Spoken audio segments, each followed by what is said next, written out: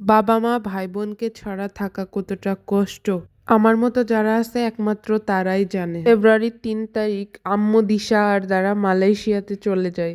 আমি আর আমার বোন সবার আগে রেডি হয়ে গেছি, তাই একটু ভিডিও করে রাখছি, কারণ বোনটাকে আবার কবে দেখতে পাবো। আম্মু আর বাকি সবাই নিচে চলে গেছে, আমরা লাস্টে বের হচ্ছি। যদিও আমি বড়, কিন্তু আমার বোন সব থেকে বেশি দায়িত্বশীল, কারণ আমি বের হয়ে যাচ্ছি আর আমার বোন বাসা লক করে তারপরে নিচে নামবে। তার কত দায়িত্ব। ঈদ ছাড়া হয়তো নিজের বাসায় আর আসা হবে না। বাসা থেকে নিচে নামার পর তাই বাসাটাকে আবারও দেখে নিচ্ছি। আমরা টার্মিনাল থেকে বাসে উঠবো, তাই টার্মিনালের উদ্দেশ্যে যাচ্ছি। টার্মিনালের আশেপাশেই আমাদের বাসা, তাই আমরা টাইম মতোই বের হয়েছি। টার্মিনালে পৌঁছে দেখি আমাদের বাসার বাকি সবাই টার্মিনালে উপস্থিত। আমি আর রোনাই লেট করে এসেছি।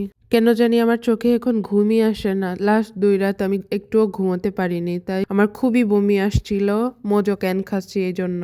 জার্নি আমি একদমই করতে পারি না, কেন জানি জার্নি করলে আমার শরীরটা অনেক খারাপ হয়ে যায়। এই যে দেখেন, আমার বোনটা খুবই এক্সাইটেড, কারণ আমাদের 2 বোনকে রেখে ওকে মালয়েশিয়াতে নিয়ে যাচ্ছে। কথা বলতে বলতে আমরা বাসে উঠে পড়েছি আর গোয়ালপাড়াতে পৌঁছেও গেছি। এইখান থেকে আমার শ্বশুর আব্বু, শাশুড়ি আম্মু বাসে উঠবে, কারণ তারা আমার আম্মুকে দিতে যাবে এয়ারপোর্টে। এর মাঝে আমরা সবাই একটু ঘুমিয়ে নিয়েছি, আর ঘুম থেকে উঠে দেখি আমরা ফরিদপুরে চলে এসেছি। এদিকে আমার দাঁড়াপিটা কিচ্ছু বুঝতে পারছে না ঘুম থেকে উঠে কোথায় এসে পৌঁছেছে সে, শুধু হেসেই পাগল হয়ে যাচ্ছে সে। আমার দাঁড়াপি খুব লক্ষ্মী, একটুও কান্না করে না ঘুম থেকে উঠেই নিজের মতো করে খেলা শুরু করে দিয়েছে আবার। আমি আমার ছোট বোনটাকে প্রচন্ড পরিমাণে বেশি ভালোবাসি। ওর মুখে যে এত মায়া, ওর দিকে তাকালেই কেন জানি মায়া লাগে। ও যা করে তাই দেখতেই ভালো লাগে। ওকে আমি খুব মিস করব। কথা বলতে বলতে এয়ারপোর্টে পৌঁছে গেছি। এয়ারপোর্টে পৌঁছে দেখি জুয়েল চলে এসেছে। জুয়েল ঢাকাতেই ছিল আর আমি ঝিনাইদহ থেকে এসেছি আম্মুদের সাথে। জুয়েলও আমার বোনকে প্রচুর পরিমাণে ভালোবাসে। আমরা 4 বোন আর ওরা 2 ভাই, ওর কোনো বোন নাই। আমার বোনকেও নিজের বোনের মতো করে ভালোবাসে। এয়ারপোর্টে পৌঁছে আমরা সবাই মিলে দাঁড়ায় গল্প করছিলাম আর ছোট মামার জন্য ওয়েট করছিলাম। ছোট মামাও ঢাকাতে থাকে। আম্মু চলে যাচ্ছে, তাই আম্মুর সাথে দেখা করতে আর নানুর সাথে দেখা করতে এসেছে।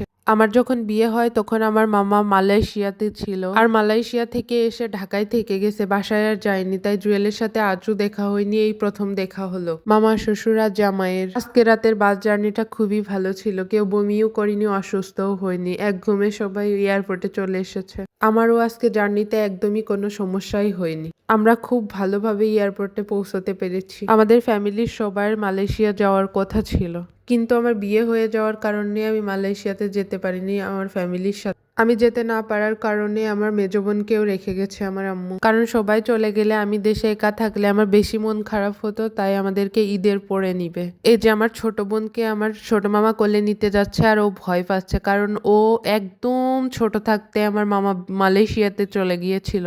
তাই ওর বুদ্ধি হওয়ার পরে ও তো কখনো মামাকে দেখিনি, এই জন্য ভয় পাচ্ছিল, কোলে যাচ্ছিল না। আমার 2 মামা আমাদেরকে প্রচন্ড পরিমাণে ভালোবাসে। আমার 2টা মামা, তার একমাত্র বোন আমার আম্মু, তার 4টা মেয়ে, আমরা 4 জন। তাই আমাদেরকে প্রচুর ভালোবাসে আমার মামারা। এই যে আমাদেরকে বাই বাই করে ওরা ভেতরে ঢুকে যাচ্ছে, এরপর আর দেখা হবে কবে জানি না। ওই মুহূর্তটা অনেক বেশি খারাপ লাগছিল। আজকের জন্য এই পর্যন্তই। আপনারা ভালো থাকবেন, সুস্থ থাকবেন। আল্লাহ হাফেজ। এবার আমরা বাসায় চলে যাচ্ছি।